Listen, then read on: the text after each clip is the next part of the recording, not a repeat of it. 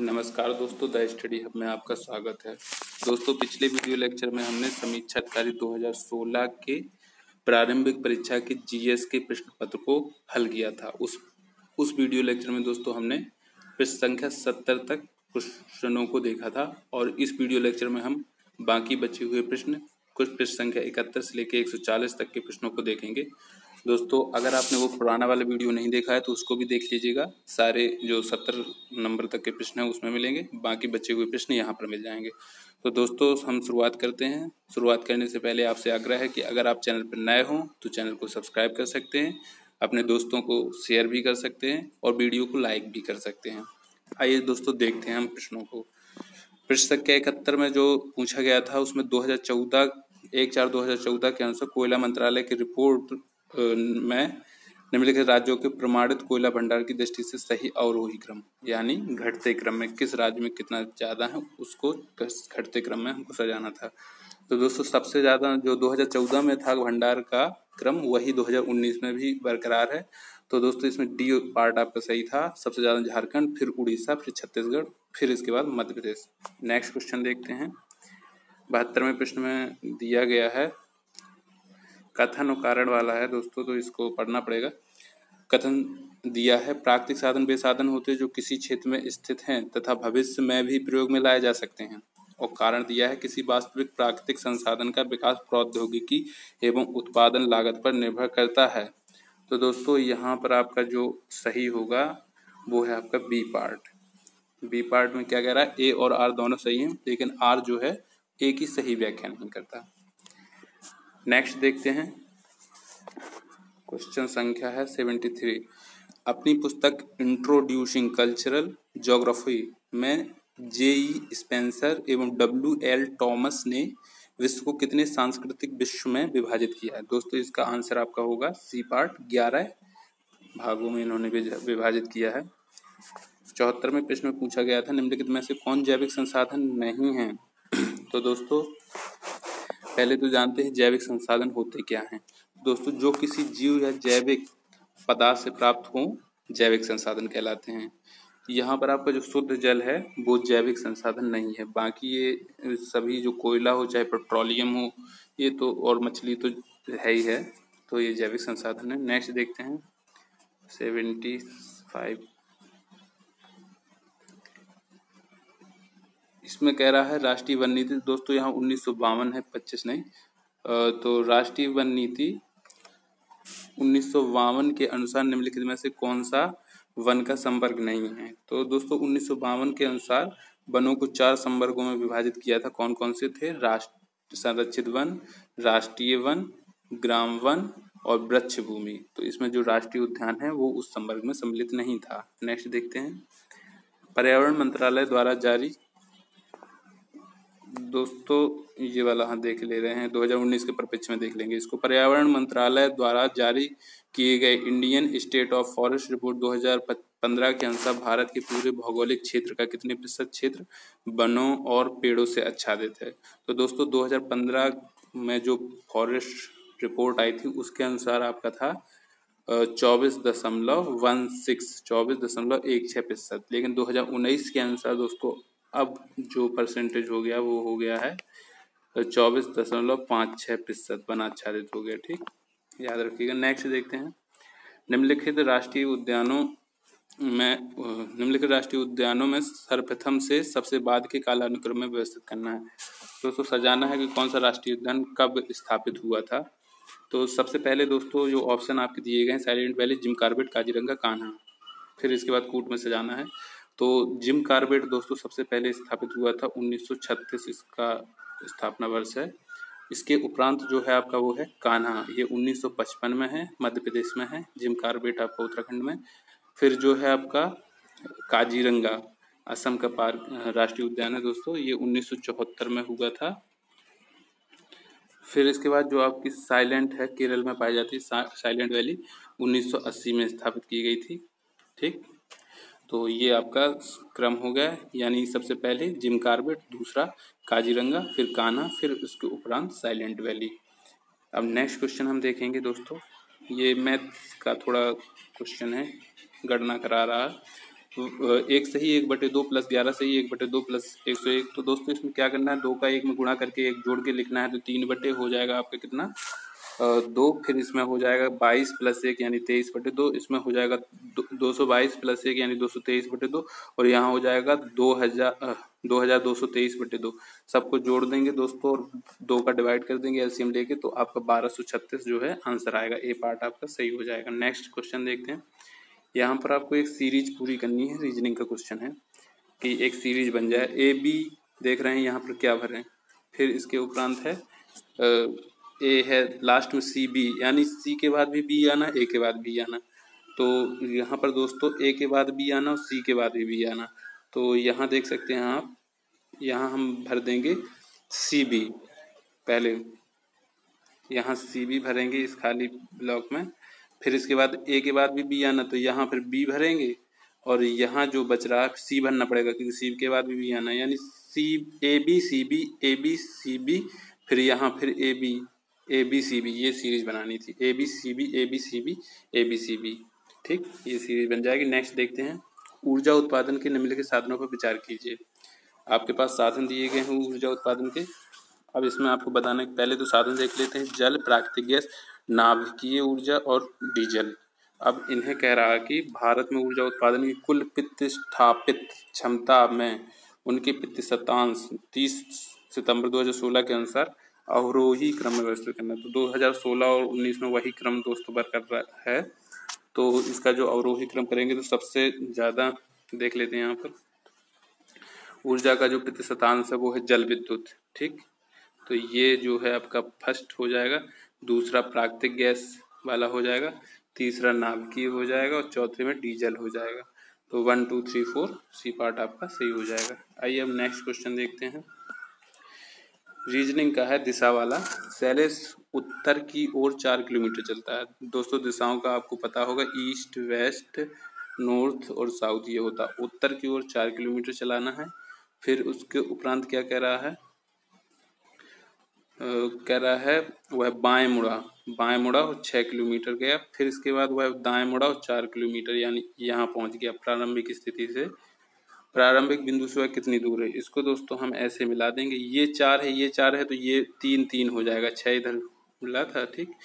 अब ये दोस्तों 4 3 है, तो ये पाइथागोरस प्रमेय लगाएंगे तो ये 5 आ जाएगा, और ये 4 3 है तो ये 5 आ जाएगा। तो दोस्तों 5 और 5 10, तो प्रारंभिक स्थिति से ये 10 किलोमीटर दूर है। नेक्स्ट क्वेश्चन देखते हैं। रीजनिंग का क्वेश्चन है दोस्तों ये वाला। इसमें एक आपको दिया है हिंट के लिए, ए बी जेड वाई फिर सी डी डब्ल्यू एक्स, यानी ए बी से सी डी बढ़ा देना, यहाँ डब्ल्यू एक्स से वाई जेड बढ़ा देना, ठीक। डब्ल्यू एक्स ऐसे ही इसमें चलना है हमको। ई एफ से बढ़ा देना हमको जी एच, और फिर इसके बाद एस टी से, फिर जैसे यहाँ डब्ल्यू एक्स से वाई जेड, एस टी से यू वी आना था, ऐसे ही, यानी ए पार्ट आपका सही हो जाएगा। नेक्स्ट क्वेश्चन देखते हैं। सिस्टर का कोड दे दिया गया है 21 23 45 और ए आर सी का कोड दे दिया गया 6 5 8। तो अरेस्ट का बताना था दोस्तों। तो यहाँ पर सिस्टर में आप देखेंगे आर आ रहा, आर का 5 है। यहाँ हर एक नंबर को एक स्पेशल नंबर दे दिया गया है, हर एक ABCD के डिजिट को, और एक स्पेशल अंक दे दिया गया है। जैसे आर को 5 दे दिए गए, सी के लिए यहाँ पर 8 है, ए के लिए 6 है। उसी प्रकार अरेस्ट में देखेंगे तो ए के लिए 6 हो गया, आर के लिए हमने अभी 5 देखा तो 5 5 आ जाएगा। तो आपका जो ऑप्शन ए है वो सही होगा। आप इसको मिला के खुद कर सकते हैं। क्वेश्चन संख्या 84 में पूछा गया है, एक रीजनिंग का है। 3 × 4 में दिया है कि 16 और 9 आ जाएगा, 5 6 में 36 25। तो दोस्तों देख सकते हैं कि 4 का स्क्वायर 16 होता है, 3 का स्क्वायर 9, ऐसे लिख दिया इसने। 6 का 36 आगे लिख दिया, 5 का 25। इसी प्रकार इसमें 1 का 0 1 लिख दिया और 2 का 4 लिख दिया। और इसमें इसी प्रकार हम लिखेंगे 7 7 49 और 4 4 16, 49 16 इसका हो जाएगा आंसर। नेक्स्ट क्वेश्चन देखते हैं। निम्नलिखित चार्ट में लुप्त संख्या ज्ञात करना है। दोस्तों ये आसान है। 2 में 1 जोड़ा 3, 3 में 2 जोड़ना है 5, 5 में 3 जोड़ना है 8, 8 में 4 जोड़ना 12, 12 में 5 जोड़ना 17, 17 में 6 जोड़ना है 23, 23 में 7 जोड़ना है 30, 30 में 8 जोड़ा। तो यहाँ पर आपका 30 आ जाएगा। थोड़ा सा सोचना था। ये आपका प्रोबेबिलिटी प्रायिकता का क्वेश्चन है। कह रहा है एक समान पासा 2 बार उछालने पर प्रायिकता कि दोनों बार प्राप्त संख्याओं का योग 6 हो। तो इसकी प्रायिकता पूछी कि एक फांसे को 2 बार उछाल रहा है और दोनों अंकों का योग 6 आए, इसकी प्रायिकता पूछी है। तो कुल घटनाएं 2 बार उछालने पे दोस्तों 36 हो जाएंगी, 6 × 6। तो प्रायिकता होती है संभावित घटनाएं बटे कुल घटनाएं। तो कुल घटनाएं तो दोस्तों हमारे 36 हो गई। संभावित घटनाएं कितनी होंगी? आपकी संभावित जो घटनाएं होंगी वो होंगी, या तो एक आएगा 5 पहली घटना, पहले फांसे में 1 आया, दूसरे में 5, इसमें 6 हो सकता है। या तो पहले फांसे में 5 आ गया, दूसरे में 1, 2 घटना। या तो 2 4 ऐसे हो सकता है, पहले में 2 दूसरे में, या तो 4 2 हो सकता है, ठीक। और 3 3 3 3 ये, यानी 5 घटनाएं कुल बनेगी। तो यहाँ 5/36 इसका सही आंसर हो जाएगा ये, ठीक। नेक्स्ट क्वेश्चन देखते हैं दोस्तों। इसमें पूछा गया है यदि एक घन की प्रत्येक भुजा 10% कम कर दी जाए तो उसका आयतन कितने % कम हो जाएगा? आंसर होगा 27.1। कैसे दोस्तों? ये वाला फार्मूला लगा देना है, थोड़ी सी कैलकुलेशन है। -x माइनस 2 बार x का गुणा होगा तो +x²/100। एक बार पहले 10 रख देंगे, इसको सॉल्व करेंगे तो दोस्तों आपकी वैल्यू कितनी आ जाएगी? सॉल्व करने पर आपकी वैल्यू आ जाएगी, यहाँ पर आ जाएगी -19। पहली बार 10 रख के, फिर अब -19 को -10 के साथ फिर से सॉल्व करेंगे, -10 करेंगे और फिर इसके बाद -19 गुणे -10 करेंगे बटे 100 करेंगे, तो यहाँ पर आ जाएगा प्लस का 1.9, ठीक। इसको जब सॉल्व करेंगे तो दोस्तों -27.1 आ जाएगा आपका आंसर, ठीक। नेक्स्ट क्वेश्चन देखते हैं किसी पंक्ति में P बाएं से 10वें स्थान पर है। फिर इसके बाद कह रहा है Q दाएं से 12वें। पहले तो हम एक ये बना लें, पूरा पढ़ते हैं। यदि P और Q अपने स्थान परस्पर बदल दे तो P बाएं से 18, पहले 10वें पे था, 18वें पे पहुंच गया, यानी P यहाँ 10वें पे रहा था अब, और यहाँ Q जो था इस साइड से 10वें पे था, और Q जो था वो है अपने दाहिने ओर से कितने पे था? 12वें पे। अब ये आपस में जब प्लेस चेंज करते हैं दोस्तों, Q इधर आता है P के स्थान पर और P इधर जाता है Q के स्थान पर, तो ये इसका जो प्लेस है वो 18वां हो जाता है, ठीक, बाएं से P का।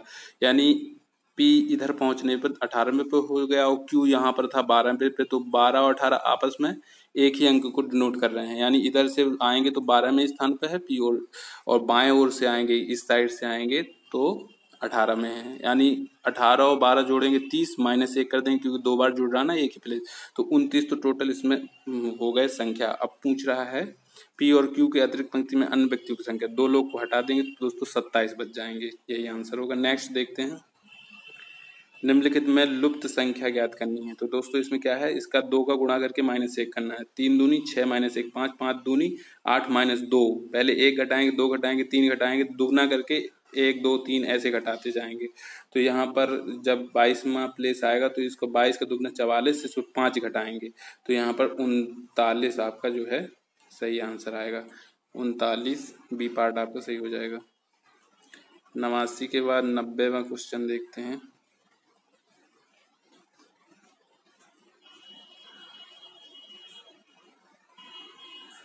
दोस्तों 90वें क्वेश्चन में क्या करना है, एक लड़के से कहा गया कि वह एक संख्या के आधे को 6 से भाग दे, शेष आधे को 10 से भाग दे और प्राप्त उत्तरों को जोड़ दे। उसने समय बचाने के लिए क्या किया दोस्तों, 1/2 6 + 10 से सीधे भाग दे दिया संख्या को। उसने अपना जो उससे कहा गया कि संख्या के आधे को पहले 6 से भाग दे, प्लस संख्या के जो आधा बच रहा है उसको 10 से भाग दे। इसको सॉल्व करेंगे तो दोस्तों यहाँ पर आ जाएगा 2x/15, ठीक। उसने क्या किया, ये प्रोसेस करी, तो उसका जो हमने पहली प्रोसेस की उसमें 2x/15, उसने ये वाली प्रोसेस की, इसको सॉल्व करेंगे तो दोस्तों आपका आएगा, सॉल्व करके x में जब इतना डिवाइड करेंगे तो 2x/16 आ जाएगा, ठीक, 16। तो कह रहा कि उसका प्राप्त उत्तर वास्तविक उत्तर से क्या होगा। तो दोस्तों उसने ये उत्तर प्राप्त किया जो कि कम है, और उसका जो वास्तविक उत्तर से जो है कम है, ये ज़्यादा है ये कम है, तो दोस्तों कम होगा। नेक्स्ट क्वेश्चन देखते हैं, इसमें ए बी सी डी में कोई धन बांटा गया, ए बी का रेशियो दिया, बी सी का रेशियो दिया, सी डी का रेशियो दिया, तो ए डी प्राप्त करना है। तो दोस्तों ए बाई जो बी दिया है आपको वो दिया है 3/5, इसको गुणा कर दो आपस में, जो बी बाई सी दिया है आपको, फिर सी बाई डी दिया है, क्योंकि ये आपस में कट जाएंगे, फिर हमको जो चाहिए ए बाई डी वो प्राप्त हो जाएगा। तो जो रेशियो है उनका भी आपस में मल्टीप्लिकेशन कर देंगे, ए बाई डी रेशियो में मल्टीप्लिकेशन कर देंगे, 3/5 गुणते 8/9 गुणते 6/7। तो दोस्तों इसको जब सॉल्व करेंगे तो आपका जो आंसर आएगा वो आ जाएगा 16/35। आसानी क्वेश्चन है। दो संख्याओं का योग 10 तथा उनके वर्गों का अंतर 40 है। योग 10 है, वर्गों का अंतर 40, यानी संख्या 7 और 3 है। योग तो 10 हो जाएगा इनका। नॉर्मली सोचा जा सकता है, उतनी बड़ी नहीं है, एक्स मान के भी किया जा सकता है, एक्स प्लस वाई करके, लेकिन इतना कैलकुलेशन करने की जरूरत नहीं है। और इनका अंतर जैसे 7 से 49 माइनस 3 9 कर देंगे तो यहाँ पर आपका 40 आ जाएगा। तो बड़ी संख्या पूछा गया 7 हो जाएगी। नेक्स्ट क्वेश्चन देखते हैं। यूपी में 2011 की भारत की जनगणना के अनुसार साक्षरता दर। तो दोस्तों 2011 में यूपी की जो साक्षरता दर थी वो थी 67.68। सी पार्ट आपका सही होगा। नेक्स्ट क्वेश्चन देखते हैं। भारत के समस्त राज्यों में क्षेत्रफल के अनुसार यूपी का क्रम पूछ लिया। तो दोस्तों यूपी जो है वो चौथे स्थान पर है क्षेत्रफल में। किस वर्ष भारतेंदु नाट्य अकादमी की स्थापना हुई? दोस्तों 1975 में लखनऊ में भारतेंदु नाट्य अकादमी की स्थापना की गई थी। नेक्स्ट देखते हैं। निम्नलिखित में से किस स्थान को सितार और सुरबहार संगीत के इमदाद खानी घराना के लिए जाना जाता है? तो दोस्तों जो आपका इटावा घराना है उसे इमदाद खानी घराना के लिए जाना जाता है। नेक्स्ट देखते हैं। निम्नलिखित में से कौन सही सुमेलित नहीं है? तो दोस्तों ये शुष्क सम्राट जो दी है बी पार्ट वो सुमेलित नहीं है। शुष्क सम्राट जो होती है वो धान की ही एक प्रजाति होती है, ना कि गेहूं की। नेक्स्ट देखते हैं। निम्नलिखित में से किस जिले में मार मृदा पाई जाती है? क्वेश्चन संख्या 98।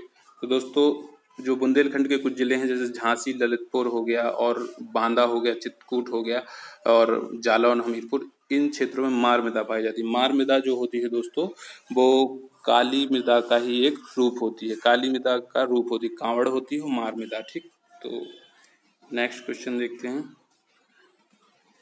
ये रीजनिंग क्वेश्चन है। इसमें जैसा जैसा सीधे सीधा कहता जा रहा है कि ए का भाई बी है, इसमें ज़्यादा सोचना नहीं है। जैसा जैसा कहता है ए का भाई बी है, सीधे सीधे करते जाएंगे। फिर कह रहा है एक जी का क्या है? तो दोस्तों यहाँ पर चाचा का आएगा, इसको आप स्क्रीनशॉट लेके खुद सॉल्व कर सकते हैं, चाचा का रिलेशन आएगा। नेक्स्ट क्वेश्चन देखते हैं। निम्नलिखित में से किस स्थान पर मुड़िया पूर्णिमा मेला का आयोजन किया जाता है? तो दोस्तों मुड़िया पूर्णिमा जो मेला है वो प्रतिवर्ष आषाढ़ मास की पूर्णिमा को अर्थात गुरु पूर्णिमा को गोवर्धन में इस मेले का आयोजन किया जाता है। सी पार्ट यहाँ पर सही हो जाएगा। सूची 1 और सूची 2 को मिलाना है। तो दोस्तों इसमें बताना है कौन सी चीज़ कहाँ पर, कौन से जिले में कौन सा उत्पाद होता है। अलीगढ़ दोस्तों तालों के लिए प्रसिद्ध है। फिरोजाबाद जो है चूड़ियों के लिए प्रसिद्ध है। मुरादाबाद जो है पीतल के बर्तन हो गए। टांडा विद्युत करघा के उत्पाद। नेक्स्ट क्वेश्चन देखते हैं। निम्नलिखित में से किसका जन्म आगरा में हुआ था? तो दोस्तों ये गालिब हैं, बहुत ही फेमस शायर हैं उर्दू के। इनका जन्म आगरा में हुआ था 1797 में, मृत्यु हो गई थी 1869 में। ठीक, तो ये बहुत ही ज़्यादा फेमस शायर रहे हैं। ठीक, निम्नलिखित में से किस नगर में राजकीय ललित कला अकादमी उत्तर प्रदेश अवस्थित है? दोस्तों राजकीय ललित कला अकादमी उत्तर प्रदेश जो है वो आपकी लखनऊ में स्थित है। नेक्स्ट क्वेश्चन देखते हैं। निम्नलिखित में से किसने शंभू महाराज को हिंदुस्तानी संगीत, शास्त्रीय संगीत की शिक्षा दी थी? तो दोस्तों रहीमुद्दीन खान साहब थे, इन्होंने शंभू महाराज को हिंदुस्तानी शास्त्रीय संगीत की शिक्षा दी थी। और शंभू महाराज लखनऊ घराने के कथक नृत्य के कलाकार थे। ठीक, इन्हें कथक सम्राट के नाम से भी जाना जाता है शंभू महाराज जी को। 105वें क्वेश्चन को देखते हैं। निम्नलिखित में से कौन परमवीर चक्र विजेता नहीं है? तो दोस्तों नीरज कुमार सिंह को अभी तक परमवीर चक्र नहीं मिला है। ये भारतीय सेना का सर्वोच्च सैन्य सम्मान होता है परमवीर। इसकी स्थापना कब हुई? दोस्तों 26 जनवरी 1950 को की गई थी। नेक्स्ट देखते हैं। निम्नलिखित में से कौन उत्तर प्रदेश की प्रथम महिला मुख्यमंत्री थी? तो दोस्तों ये तो बहुत बार पूछा गया, सुचेता कृपलानी जी उत्तर प्रदेश की पहली महिला मुख्यमंत्री थी। नेक्स्ट देखते हैं। यहाँ पर क्या करना है, सुमेलित नहीं है, एक कोई सुमेलित नहीं है, बताना है कि कौन सा सुमेलित। दोस्तों पहला ही वाला सुमेलित नहीं है। लखीमपुर खीरी में दोस्तों चीनी उत्पादक का क्षेत्र है, यहाँ पर शक्कर का उत्पादन सर्वाधिक किया जाता है, उसलिए फेमस है, ना कि नक्काशीदार काष्ठ शिल्प के लिए। आइए दोस्तों नेक्स्ट क्वेश्चन देखते हैं। निम्नलिखित में से कौन सही सुमेलित है? इसमें ए पार्ट सुमेलित है। थर्मो रजिस्टर का प्रयोग इलेक्ट्रॉनिक थर्मामीटर के रूप में किया जाता है। नेक्स्ट देखते हैं, स्ट्रेटेलाइट होता है। तो दोस्तों जो स्ट्रेटेलाइट होता है वो अधिक ऊंचाई पर समताप मंडल में स्थापित वायुपोत होता है। नेक्स्ट क्वेश्चन देखते हैं, नाभिकीय संलयन रिएक्टरों के विषय में निम्नलिखित कथनों पर विचार कीजिए। दोस्तों 3 कथन दिए, बताना है कौन सा सही है कौन सा गलत है। तो दोस्तों बेभारी नाभिकों के विखंडन के सिद्धांत पर, तो ये तो गलत ही होगा। संलयन की बात कर रहा तो विखंडन हो ही नहीं सकता है। साधारणतः उनकी टोक मार्क डिजाइन होती है, वे बहुत अधिक तापक्रम पर कार्य करते हैं, तो ये दोनों सही हैं। तो दोस्तों आपका जो ऑप्शन होगा सी पार्ट सही हो जाएगा। नेक्स्ट देखते हैं, निम्नलिखित में से कौन ट्रांजिस्टर का एक महत्वपूर्ण भाग है? तो दोस्तों जर्मेनियम जो होता है ट्रांजिस्टर का एक महत्वपूर्ण भाग होता है। निम्नलिखित कथनों पर विचार कीजिए। लिखा हुआ हल्के रंगीन कपड़ों को गर्मी में वरीयता दी जाती है। हल्के रंग कारण में दिया है हल्के रंग को ऊष्मा हल्के रंग ऊष्मा को कम अवशोषित करते हैं। तो दोस्तों कथन और कारण दोनों ही सही हैं, ए पार्ट आपका सही हो जाएगा। नेक्स्ट क्वेश्चन देखते हैं, निम्नलिखित में से किसका उपयोग विस्फोटक के रूप में किया जाता है? तो दोस्तों ग्लिसरॉल का प्रयोग विस्फोटक के रूप में किया जाता है। निम्नलिखित में से किसका उपयोग दियासलाई के निर्माण में किया जाता है? तो रेड फास्फोरस जो होता है दियासलाई के रूप में प्रयोग होता है, और जो सफ़ेद फास्फोरस होता है दोस्तों ये बहुत ही जहरीला होता है। जो रेड फास्फोरस होता है उतना नहीं होता कि सफ़ेद फास्फोरस की अपेक्षा ही कम होता है, लेकिन जो सफ़ेद फास्फोरस होता है बहुत जहरीला होता है। नेक्स्ट देखते हैं, निम्नलिखित में से कौन सही सुमेलित नहीं है? बताना है। रोग दिए हैं यहाँ पर मतलब रोग किस चीज़ से हो, जैसे ये दिया अनुवांशिक रोग, ये सही सुमेलित नहीं। क्षय रोग, तो दोस्तों क्षय रोग अनुवांशिक नहीं संक्रमण के कारण फैलता संक्रमित रोग है। ठीक, सांप के जहरीले विषदंत होते हैं, रूपांतरित रूप होते हैं। दोस्तों ये डी पार्ट सही होगा, जंभिका दंत के रूपांतरित रूप होते हैं सांप के जहरीले विषदंत। मच्छरों के बारे में पूछा गया कि इनमें से क्या मच्छरों के जो कथन दिए हैं फिर बताना क्या सही कौन से सही हैं कौन से गलत हैं। आपके पास 5 हैं, केवल नर रक्त चूसते हैं, केवल मादा रक्त चूसती है, तीसरे में मादा पौधों का रस चूसती है, चौथे में मादा की अपेक्षा नर के डैने बड़े होते हैं, 5वें नर की अपेक्षा मादा के डैने बड़े होते हैं। तो दोस्तों इसमें दूसरा मादा रक्त चूसती है और नर की अपेक्षा मादा के डैने बड़े होते हैं, दूसरा और 5वां ही सही है, बाकी गलत हैं। ठीक, अब नेक्स्ट देखना है, यहाँ सूची बनकर सूची 2 से मिलान करना है। एक तरफ दिया है जिला, नहीं यहाँ पर दोस्तों ये बताना है कौन सी चीज़ किस चीज़ में पाई जाती है। जैसे हड्डियों में उपस्थित यौगिक जो होते हैं वो कैल्शियम फास्फेट होते हैं। सिरका में जो उपस्थित यौगिक होता है वो होता है एसिटिक एसिड होता है। दूध का खट्टा होना दोस्तों लैक्टिक एसिड के कारण होता है। फलों का पकना एथिलीन से पकाए जाते हैं फल। ठीक, नेक्स्ट देखते हैं, अभी यहाँ लिखा हुआ है 119 में निम्नलिखित कथनों पर विचार कीजिए। कुस्कुटा परजीवी आवृतबीजी का एक उदाहरण है। दूसरा है यह पोषी पौधों की पत्तियों से अपना पोषण। दोस्तों पहला जो कथन है वो सही है, दूसरे में कह रहा है यह पोषी पौधों की पत्तियों से, पत्तियों से नहीं दोस्तों, ये तना परजीवी होता है, पूर्ण तना कुस्कुटा यानी अमरबेल, इसे तने से अपना भोजन प्राप्त करता है। तो आपका पहला ये सही हो जाएगा, जिसमें हो आप देख सकते हैं केवल ए सही है किंतु आर गलत है। आप ये देख लें, ये वाला सही है, सी पार्ट। ठीक, नेक्स्ट है 20वां प्रश्न है, यहाँ पर सूची बनकर सूची 2 से मिलान करना है। आपके पास कुछ संस्थान दिए गए हैं, बताना है कि वो संस्थान किस जगह पर स्थित हैं। तो जैसे ये लिखा है राष्ट्रीय पर्यावरण अभियांत्रिकी अनुसंधान संस्थान, दोस्तों ये नागपुर में स्थित है। ठीक, केंद्रीय खाद्य प्रौद्योगिकी अनुसंधान संस्थान ये कहाँ पर है? ये मैसूर में स्थित है। केंद्रीय आलू अनुसंधान संस्थान ये है राजमुंद्री में, और केंद्रीय तंबाकू अनुसंधान संस्थान है, सॉरी यहाँ पर एक बार फिर से देखते हैं, अभियांत्रिकी जो पर्यावरण अभियांत्रिकी संस्थान है वो नागपुर में है। केंद्रीय खाद्य प्रौद्योगिकी संस्थान है शिमला में। केंद्रीय आलू अनुसंधान है आपका एक बार फिर से देखते हैं, राष्ट्रीय पर्यावरण अनुसंधान है नागपुर में। केंद्रीय खाद्य प्रौद्योगिकी अनुसंधान केंद्र है दोस्तों मैसूर में। ठीक, फिर इसके बाद है आलू फेमस है शिमला कुफरी में पाया जाता है। केंद्रीय तंबाकू अनुसंधान राजमुंद्री में। तो थोड़ा ध्यान मेरा भी केंद्रित हो गया था इस बार, इस क्वेश्चन में थोड़ा सा वो हो गया, उसके लिए माफी चाहता हूँ। नेक्स्ट क्वेश्चन देखता हूँ, निम्नलिखित में से कौन सही रूप से सुमेलित नहीं है? आपको बताना है दोस्तों, इसमें डी पार्ट है, घट परडी सही नहीं सुमेलित है। ये कीट भक्षी होते, परजीवी आवृतबीजी नहीं होते, कीट भक्षी होते हैं। घट परडी में नेपेंथीस आते हैं, यूट्रिकुलेरा आते हैं। ठीक, नेक्स्ट देखते हैं, निम्नलिखित में से कौन सा सही सुमेलित नहीं है? तो दोस्तों विटामिन डी से पहला वर्णांतता नहीं होता, विटामिन डी से सूखा रोग होता है। नेक्स्ट देखते हैं, निम्नलिखित शासकों में से किसके लिए ए का ब्राह्मण? तो दोस्तों गौतमीपुत्र सातकर्णी के लिए ए का ब्राह्मण प्रयुक्त किया गया है। और नेक्स्ट देखते हैं, इसके बाद नेक्स्ट क्वेश्चन देखते हैं दोस्तों, निम्नलिखित में से किसका शिखर द्रविड़ शैली में बना हुआ है? तो दोस्तों ग्वालियर का तेली मंदिर है, उसका शिखर जो है आपका द्रविड़ शैली में बना हुआ है। नेक्स्ट क्वेश्चन देखते हैं, बुद्ध द्वारा रूपांतरित निम्न व्यक्तियों में से कौन सा अंतिम था? तो दोस्तों सुभद्र जो था वो अंतिम था बुद्ध द्वारा शिक्षित किए जाने वाले व्यक्तियों में से। और सबसे प्रिय शिष्य की बात करें दोस्तों तो वो आनंद थे, जिनके कहने पर बुद्ध संघ में महिलाओं के प्रवेश को स्वीकृति दी गई। 126वें प्रश्न में पूछा गया था, समुद्रगुप्त के प्रयाग प्रशस्ति वाले स्तंभ पर निम्नलिखित में से किसका लेख मिलता है? तो दोस्तों इसका जवाब है आपका जहांगीर ए पार्ट। जहांगीर का एक लेख मिलता है, साथ ही साथ अशोक की रानी करुवाकी का भी लेख मिलता है, और अशोक के दिशा निर्देश भी खुले हैं।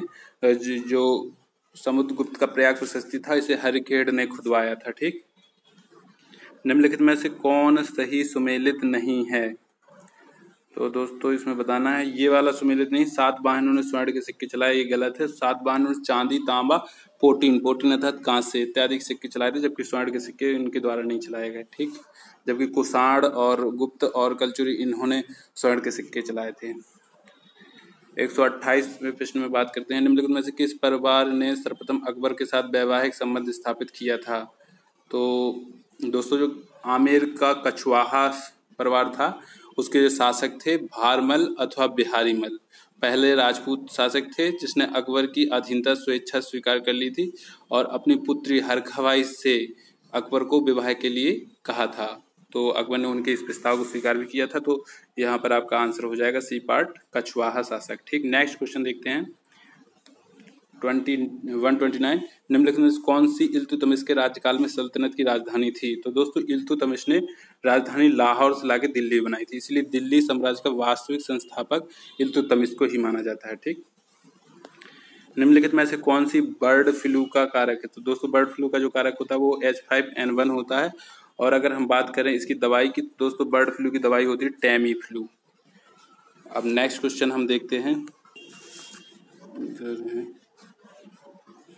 130 होगा 131 में लिखा हुआ है, निम्नलिखित में से मोहम्मद गौरी द्वारा चंदावर के युद्ध में पराजित किया गया था। तो दोस्तों मोहम्मद गौरी ने चंदावर के युद्ध में किसको पराजित किया था? जयचंद को पराजित किया था। ये गढ़वाल वंशी शासक थे, 1194 में हुआ था ये युद्ध, और जयचंद को इसमें मोहम्मद गौरी ने पराजित किया था। अगला क्वेश्चन देखते हैं, निम्नलिखित में से किसका मकबरा भारत से बाहर स्थित है? तो दोस्तों जहांगीर का मकबरा भारत से बाहर स्थित है, ये लाहौर में स्थित है, और बाबर का मकबरा भी लाहौर में है। और जबकि हुमायूं के मकबरे की बात करें तो दोस्तों हुमायूं का मकबरा दिल्ली में है, औरंगजेब का मकबरा औरंगाबाद में है, और जहांगीर शाह का मकबरा खुसरोबाग इलाहाबाद में है। नेक्स्ट देखते हैं, इसमें बताना है दोस्तों कौन कब आया था। तो सबसे पहले कौन आया था? तो दोस्तों हॉकिंस भाई साहब आए थे 1608 से 1611 के बीच में। हॉकिंस के बाद फिर टॉमस रो आए, जहांगीर के दरबार में आए थे दोनों, और टॉमस रोज आए थे 1615 से 1619 में। ठीक, मनुची आए 1600, इनका टाइम पीरियड बताना है 1653 से 1708 में, और राल्फ फिर सबसे पहले आए थे 1585 से 1586 में। ठीक, ये आप मैच हो गया है, और इसके बाद कूट को आप खुद सजा लेंगे। नेम ये लिखना है इस क्वेश्चन में, 1857 के विद्रोह के दौरान बहादुर शाह ने किसे साहब ए आलम बहादुर का खिताब दिया था? तो दोस्तों बख्त खां थे, जिन्होंने मुगल सेना नायक के रूप में मुगल सेना का नेतृत्व किया था 11 मई 1858 में, और इसी कारण इनको बहादुर शाह जफर ने शाह ए आलम बहादुर के खिताब से नवाजा था। नेक्स्ट क्वेश्चन देखते हैं, सूची 1 और सूची 2 का मिलान करना है दोस्तों। इसमें बताना है स्थान दिया गया दूसरे में कौन सी शक्ति आई थी। ठीक, तो पांडिचेरी, गोवा, ट्रानकेवार और मद्रास। तो दोस्तों पांडिचेरी में फ्रेंच आए थे। गोवा की अगर बात करें तो दोस्तों पुर्तगीज आए थे, ट्रान के बारे में डेनिश आए थे, मद्रास में डच आए थे। ठीक, ये आपका मैच हो गया। कूट आप सजा लीजिएगा। क्वेश्चन संख्या कौन था ये? 135। अब नेक्स्ट देखते हैं दोस्तों, 135 के बाद 136 देखते हैं। निम्नलिखित में से किसने महाभारत का फारसी में अनुवाद किया था? तो दोस्तों अब्दुल कादिर बदायूनी ने महाभारत का फारसी में अनुवाद किया था। असम के सर्वप्रथम चाय कंपनी की स्थापना कब हुई थी? तो दोस्तों असम में जो चाय कंपनी की स्थापना हुई थी 1839 ईस्वी में हुई थी सर्वप्रथम, और इसका नाम था द असम कंपनी। ठीक, ये वाला 138वां क्वेश्चन है। निम्नलिखित विवरण पर विचार कीजिए। 1853 में जन्मे ये पश्चिमी भारत के पारसी थे। ये इंडियन स्पेक्टेटर तथा वॉइस ऑफ इंडिया के संपादक थे। इस एक समाज सुधारक थे और सम्मति आयु अधिनियम 1891 के पक्षी में प्रमुख संघर्षकर्ता थे। उपर्युक्त पैराग्राफ किसके विषय में है? तो दोस्तों ये है बी पार्ट, BM मालाबारी के बारे में। ठीक, नेक्स्ट क्वेश्चन देखते हैं 139। यहाँ पर क्या बताना दोस्तों, जवाहरलाल नेहरू ने दूसरे गोलमेज सम्मेलन 1932 में भारतीय राष्ट्रीय कांग्रेस का प्रतिनिधित्व किया था। फिर ये आपका कथन हो गया। कारण में कह रहा है कि गांधी इरविन समझौता 1931 में भारतीय राष्ट्रीय कांग्रेस का दूसरे गोलमेज सम्मेलन 1932 में भाग लेना अंतर्निहित था। ये तो बिल्कुल सत्य बात है कि गांधी इरविन समझौता 1931 में तय हो गया था कि भारतीय राष्ट्रीय कांग्रेस का दूसरे गोलमेज सम्मेलन 1932 में भाग लेना अंतर्निहित है। लेकिन ये जो आपका कथन दिया है ये गलत है। दूसरे गोलमेज सम्मेलन में महात्मा गांधी स्वयं गए हुए थे, ना कि जवाहरलाल नेहरू। ठीक, नेक्स्ट क्वेश्चन देखते हैं। यानी आपका बी सही हो गया, ए गलत है, यानी डी पार्ट आपका सही हो गया। नेक्स्ट क्वेश्चन देखते हैं, लास्ट है दोस्तों। इसमें क्या बताना है आपको, मिलान करना है क्रांतिकारी के नाम और स्थान। तो नाना साहब, तो दोस्तों इन्होंने कानपुर से क्रांति की बागडोर संभाली थी। और आपके ऑप्शन दिए गए हैं, नाना साहब यहाँ कानपुर नहीं दिया गया दोस्तों, नाना साहब कानपुर से हैं। ठीक, इसके बाद है नवाब हामिद अली, इन्होंने दोस्तों दिल्ली में संभाली थी बागडोर। इसके बाद है मौलवी महमूद उल्लाह है, मौलवी महमूद उल्लाह ने लखनऊ से बागडोर संभाली थी। और मनीराम दीवान ने असम से। दोस्तों यहाँ फ्रेंच की जगह कानपुर कर लीजिए आप, ये नाना साहब कानपुर थे। इस प्रकार आपका मैच हो जाएगा। तो दोस्तों ये लास्ट क्वेश्चन था, 140 क्वेश्चन आपने कंप्लीट किए। आशा करता हूँ दोस्तों आपको वीडियो पसंद आई होगी, क्वेश्चनों का जो सॉल्यूशन है समझ में आया होगा। नेक्स्ट वीडियो लेक्चर में अगले पेपर के साथ दोस्तों फिर से उपस्थित होऊंगा। तब तक के लिए जय हिंद, जय भारत।